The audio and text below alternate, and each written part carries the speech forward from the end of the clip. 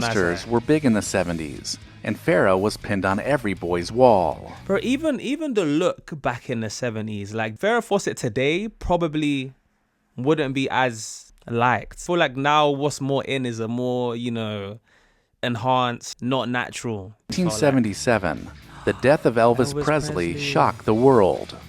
There are a few events that people remember where they were when it happened, but this announcement was one of them. If you could get used to the negative heel technology that made you feel like you were walking in sand. Negative heel? Wait. The heel is negative, so it's like the heel's dropping and then the base of your feet comes up and it comes earth shoes. So to make you feel like you're just connected with the earth. Alright guys, so your fellow Gen Z Brit is going to be checking out. If you grew up in the 70s, you remember this part 2. Now, I've seen part 1. This video obviously is coming from Recollection Road, a channel that I'm becoming more familiar with on this channel. Let me like this video. You guys should like this video as well if you haven't already. But the 70s are still that period that I'm still trying to make sense of. So I'm really curious to see just some of the things that that he brings up in this. And I wonder how much this brings back memories for you guys. Again, like I always say, this is like going back into a whole another world for me. Speaking of which, guys, I just dropped a new movie reaction to. I've got quite a few movies on the Patreon at the moment, and the list is growing. So if you guys want to check out some of the bonus content that I've got on the Patreon, the link to that will be in the description below. I've also got some album reviews on there and some sort of Married with Children. So if you guys want to jump on board with that, then definitely consider checking out the Patreon. Of course, guys, don't forget to subscribe to the channel as well as turn on post notifications so you don't miss another one of these bangers. I know a lot of you guys watch me and don't subscribe for some reason. Please, let's fix that, guys. But yeah, guys, with that being said, let's get straight into the video. Let's go. Sharks Recollection Road, man.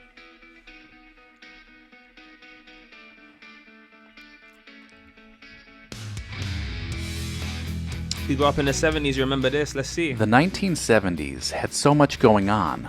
I decided to put together another collection of things you might remember that will jog your memory of that decade. Yeah, this I used the comments from the last video to create the list. So if you grew up in the 1970s, you will remember many of these things provided by you, the viewers. Okay. The Marlboro Man was a campaign that showed how rugged you could look smoking filtered cigarettes. During the 1970s, actual ranchers were used to portray the iconic character in both print and commercial advertising. Okay, so I didn't realize. Okay, so Marlboro is actually the name of a smoking brand, and like this whole thing to make this whole look that came with it. Hold up, what? What's he talking about? I've never heard of that. The Marlboro Man was a campaign that showed how rugged you could look smoking filtered cigarettes. Marlboro Man. During the 1970s, actual ranchers were used to portray the iconic character in both print and commercial advertising. Okay, that's interesting. So the rugged look was like in back then. I feel like nowadays that probably wouldn't work as much. And just on top of the fact that, you know, smoking is now, you know, is seen as a negative thing. The Marlboro Man. There was a Marlboro Man. Okay. The 1970s was full of great movies, but some would say that this decade is where horror movies became mainstream. The success of such movies as The Exorcist, Halloween, and the Amityville Horror made going to the movies a new experience, Never seen where any you would of those. leave the theater rattled. Wow. Okay. Let me know if any of you guys have seen those movies. I haven't. The news of the 1970s was consumed by three main topics. The Vietnam War continued, and more and more Americans were being reported dead each night. During this same time, the Watergate scandal was also making headlines and would lead to Richard Nixon resigning. The oil... I've heard of the Watergate thing. I still don't... I probably need to do a deep dive into what that was all about, but that's something that I keep hearing alongside the Q... Sorry, I just forgot the name of the thing. Alongside the Vietnam War, the Watergate thing, scandal, and I don't know if the Cold War was like kind of coming to an end at this point, but like these are things that I keep hearing around this period that I need to probably go a bit deeper into. So definitely, if you guys want to see that, let me know, because I don't really know much about those things. Headlines and would lead to Richard Nixon resigning. But it might be also because I'm from the UK. The oil crisis was also front and center, with long lines of cars and rationing of gas becoming a regular thing. Okay. Oil crisis, 10 gallons per customer. Okay, if you grew up in the 70s, the color Harvest Gold is probably very familiar to you. Kitchen appliances were very popular in this color, and usually the bathrooms would be colorful as well, with avocado green porcelain fixtures. Yeah, never today, man. Like, seeing these colors in a bathroom, I can't remember the last time I went into a bathroom I didn't see a bathroom that was white, cream, gray / silver. Like, I can't, like, outside of those colors, which is literally the opposite to what it was looking like in the 70s. I'll be shocked if I walked into a bathroom and I saw something like this. But shout out to you guys in the 70s, man. 70s bathroom. The complete opposite to what I'm used to. Music during the 1970s was all over the place, from Jackson Motown 5? to rock to disco. Motown was still relevant because they had the Jackson 5. Motown? Rock and roll bands like the makeup and costume wearing Kiss and the Southern rockers Lynyrd Skynyrd gave teens an alternative to the late surge of disco music. There were also many teens wearing t-shirts that showed off their distaste for disco music throughout the late 1970s. What is this hate towards disco? Like, why do people not like disco? From what I've seen, I thought it looked alright. Like, I don't see why people wouldn't like it. If you guys have any insight on that, let me know, because I'm seeing a lot of disco slander. To showcase music on television, the popular shows Soul Train and the Midnight Special gave fans the opportunity to watch performances of their favorite singers and bands. Soul Train. For the Midnight Special, you would have to stay up late because it aired on Friday nights, following The Tonight Show. Okay. That's all new to me, man. Primetime television during the 1970s was an eclectic mix, much like music of the day. The Brady Bunch and The Partridge Family were wholesome family-centered comedies, while Starsky and Hutch added some action to the mix. All in the Family was a new kind of comedy show that pushed limits when it came to political correctness, and fans loved it. Guys, definitely let me know if you want me to check out any of these 70s shows. Right now I'm checking out Married to Children, but if you guys want me to check out things like The Brady Show, All in the Family, definitely comment down right now, because I'm considering checking out All in the Family as we speak. So definitely let me know if you guys be interested in that. Shows that made for regular viewing were The Waltons, Sanford and Son, and The Dynamite Good Times. Okay.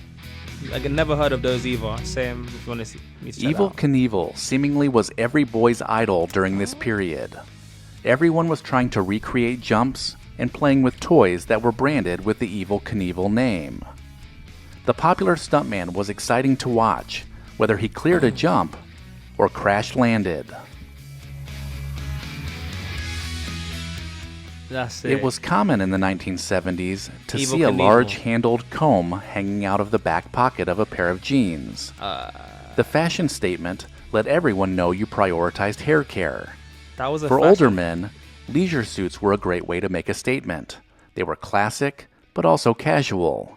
leisure. To complete the look, a pair of platform shoes were perfect. That Earth looks shoes fashionable. were also popular for... Hey, let's bring. I wanna see that one make a comeback. I would love to see leisure shoes and platform shoes again, low key. That might be a minority take from me. I'm probably the only person that probably wants that back. But I don't know. Maybe I'm wrong. Maybe there's a lot of you guys probably want to bring that back. I want to see this happening again. I want to see Gen Zers rocking this type of fit. Who knows? We might see it. Some things are making a comeback, like mullets and stuff from like the 80s when that was really popular. So you never know. were perfect. Could come back. Earth shoes were also popular footwear. If you could get used to the negative heel technology that made you feel like you were walking in sand. Negative heel. Wait. The heel is negative. So it's like the heel's dropping and then the base of your feet comes up and it comes earth shoes. So to make you feel like you're just connected with the earth. I've never ever seen technology that made you feel like you were walking in sand. No, that was a thing? The year 1976 was an important anniversary in the history of the United States. Okay. Our bicentennial was celebrated with parades and ceremonies that led up to the 4th of July celebration that was fitting for 200 years of independence.